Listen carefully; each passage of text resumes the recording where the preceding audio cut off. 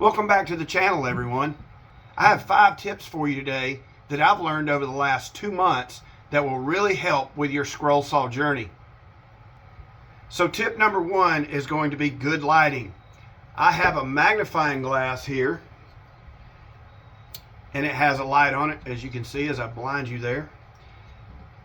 But it has the magnifying glass built on. At first, I'm not a spring chicken anymore, and I can't really see the detail that I need to see when cutting the pattern. Being able to see, having good lighting is going to really help you stick to the pattern, and your end product is going to be so much better. Tip number 2 is get comfortable. I use this saw in different scenarios here in the shop, and I finally landed on this setup.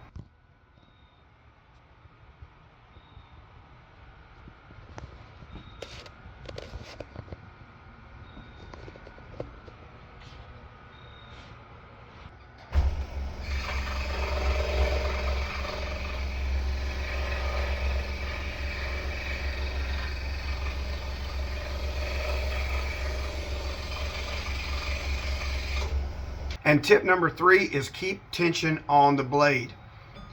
You can kind of hear what that sounds like.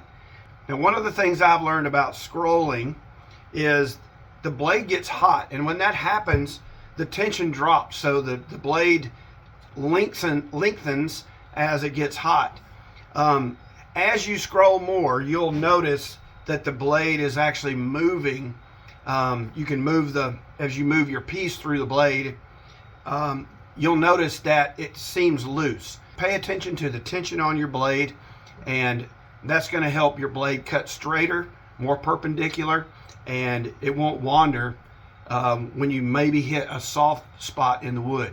Now, tip number 4 is going to kind of hit your pocket a little bit, but I suggest buying quality blades. Now, these are Pegas blades, not sponsored by Pegas. These are number 5 modified geometry blades. I started out with the Flying Dutchman. These work, they work okay, but to me, the Pegas blades seem to be sharpened, whereas the Flying Dutchman blades seem to be pressed. So you can take a blade and run your finger across the Flying Dutchman and tell that the Pegas is way sharper. Now, I can't tell you because I don't have enough experience as to how long blades are going to last. You can kind of feel the blade. This one still feels sharp, and I've cut quite a bit with this already. But buy good quality blades.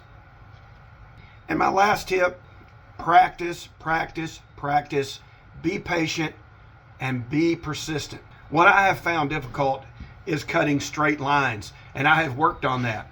And I would suggest too that if you're getting ready to cut a project, sit down with a piece of scrap and just warm up. Baseball players warm up. Now, that's partly for their bodies and their muscles and things like that, but that also kind of gets your brain going and working with your hands. And I'm actually a bass player, and before I ever went out and played, I would run and do scales and warm my fingers up and just get in that mindset of what I'm getting ready to do. And that's the same thing with the scroll saw. Be patient, be persistent, and practice. One of the problems that I'm having is doing 3D cuts. But 3D cuts are totally different. I mean, you're still cutting one shape and then rotating it and cutting the same shape. But if the blade tends to move on you, your corners don't quite line up, kind of like this right here, if you can see that.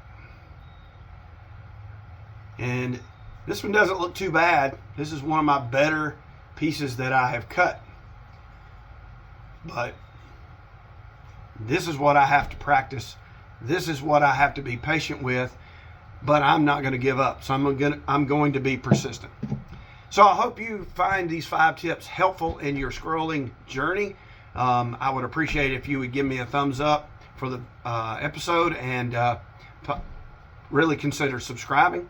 I would really appreciate that. And if you've just started scrolling, leave a comment below and tell us what you've been working on. This community can benefit from people that are learning, people like myself. I'm no expert, but I have found so much joy and satisfaction in this saw.